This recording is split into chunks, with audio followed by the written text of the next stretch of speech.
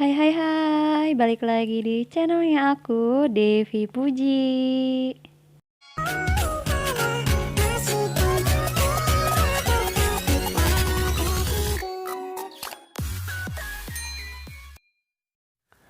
Masih di drama Korea Penthouse Season 2 episode ke-8. Di episode sebelumnya, Oh Hyun Yi terkejut melihat wanita yang mirip dengan Kim Suryeon. Dia tidak berani menghampiri wanita itu. Sedangkan Jo Dante mengetahui Oh Hyun Yi keluar dari ruangan itu.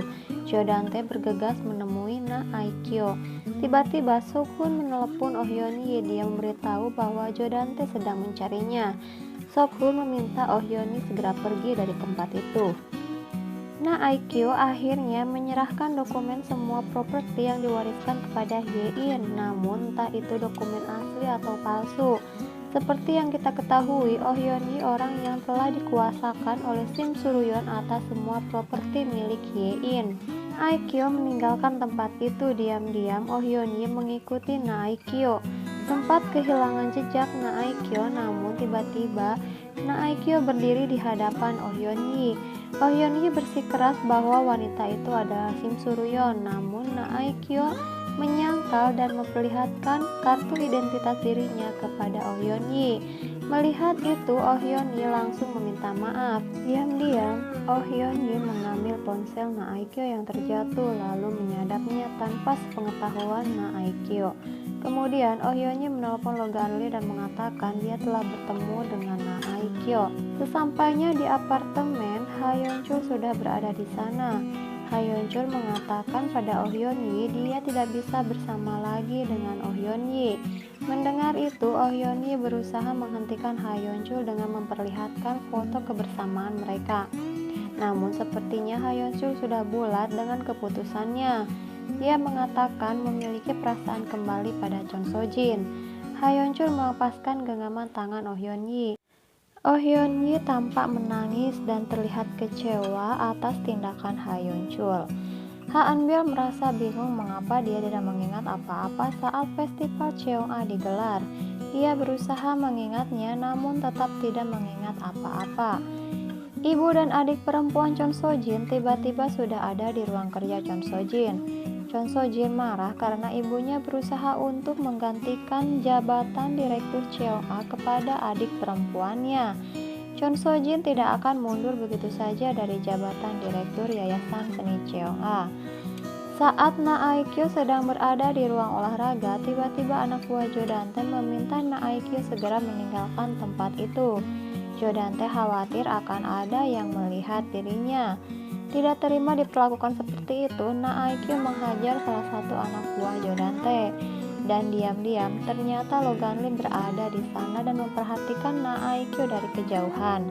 Chon So Jin mendapat panggilan dari sekretaris pribadinya. Dia mengatakan bahwa Jo Dante mengancam dirinya untuk mengatakan Oh Hyun Yi lah orang yang sudah menggantikan suara Chon So Jin. Dia berlutut dan meminta maaf karena sudah mengatakan hal itu pada Jo Dante. Mendengar hal itu, Chon So Jin terkejut dan merasa kesal.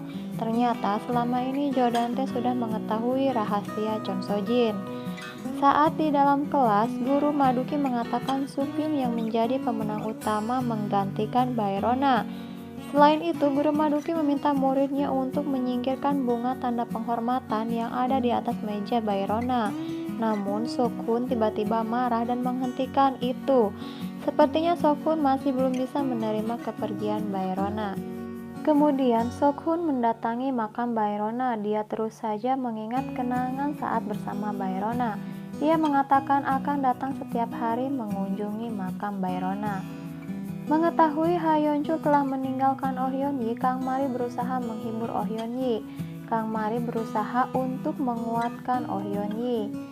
Saat di sekolah, Ha Eun-bil dirundung oleh teman-temannya. Mereka mengatakan bahwa ibunya adalah seorang penipu. Dan kini Ha Eun-bil tidak lebih baik daripada Baerona. Mendengar hal itu, Ha Eun-bil kesal dan marah. Dia melemparkan bunga dan merusak meja Baerona.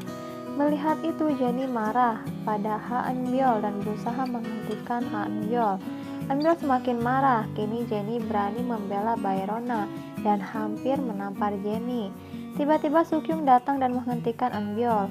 Sukyung dan teman-temannya menyinggung kejadian saat Baerona terjatuh dan mengatakan, benarkah kamu tidak ada kaitannya atas kematian Baerona?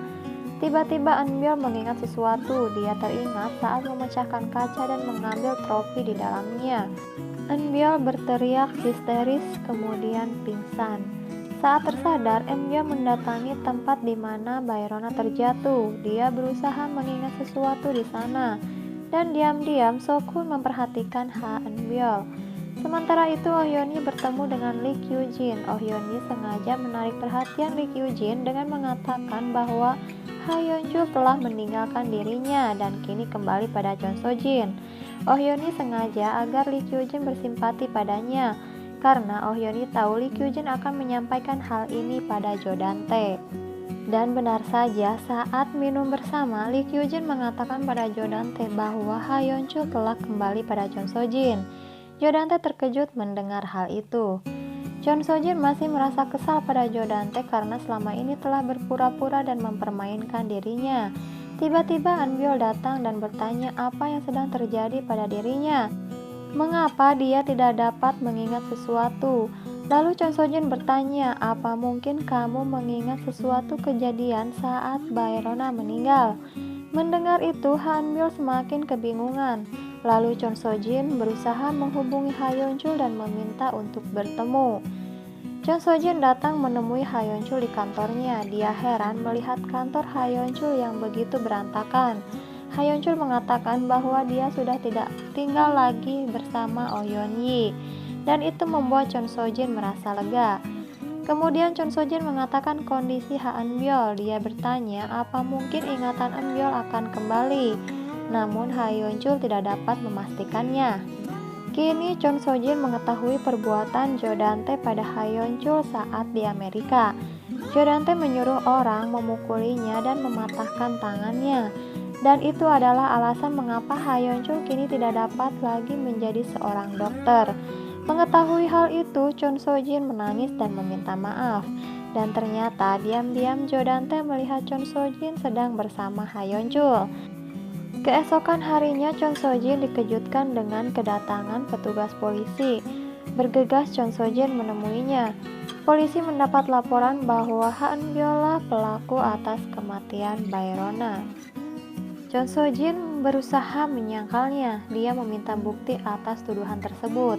Kemudian petugas polisi itu memperlihatkan kalung Eunbyul. Dia mengatakan telah menemukan kalung itu di tempat kejadian Baerona terjatuh. Melihat hal itu, Chon So-jin terkejut. Petugas polisi berusaha akan membawa Eunbyul. Dengan rasa takut, Chon So-jin berusaha menghentikan dan demi melindungi Eunbyul, dia mengatakan bahwa dialah pelaku yang sebenarnya. Namun tiba-tiba Jo Dan-tae datang dan ternyata para polisi itu adalah orang-orang suruhan Jo Dan-tae. Dia sengaja menggertak Chon So-jin dan merekam pengakuan Chon So-jin. Dia sengaja melakukan itu karena merasa telah dikhianati oleh Chon So-jin. Selain itu, Jo Dan-tae meminta untuk mempercepat pernikahannya dengan Chon So-jin. Undangan pernikahan pun disebar. Melihat itu, Ha Yeon-chul merasa kesal dan marah. Dia berusaha menemui Chon So-jin, namun Chon So-jin mengabaikan Ha Yeon-chul. Kemudian Jo Dan-tae dan Chon So-jin pergi ke salah satu toko untuk memilih gaun pernikahan. Di kilasan ingatan Jo Dan-tae saat acara festival seni Cheongak, terlihat dia sedang mencuci tangannya yang berlumuran darah. Dan dialah orang yang telah menancapkan sayap trofi di kepala Baerona untuk memperparah keadaan Baerona, lalu kembali ke aula pertunjukan seakan tidak terjadi sesuatu. Saat orang-orang berhamburan keluar untuk melihat siapa orang yang terjatuh, Jo Dan-tae menekan tombol emergensi untuk memperkeruh keadaan. Chon So-jin mencoba memakai beberapa gaun pengantin. Merasa sudah dipermainkan Jo Dan-tae, Chon So-jin merasa kesal dan marah. Lalu Chon So-jin berteriak menyobek-nyobek gaun yang dipakainya, lalu pergi begitu saja. Jo Dan-tae merasa puas melihat Chon So-jin seperti itu. Kemudian Jo Dan-tae menemui Na Aekyo dan memberi hadiah yang berisi pakaian. Sedangkan Oh Hyun-hee dan Logan Lee mendengarkan percakapan mereka melalui ponsel Na Aekyo yang telah disadap. Lalu Jo Dan-tae dan Na Aekyo berlatih menembak. Jo Dan-tae sepertinya merasa aneh atas tingkah laku Na Aekyo. Tak disangka Jodante menodongkan pistol kepada Naikyo.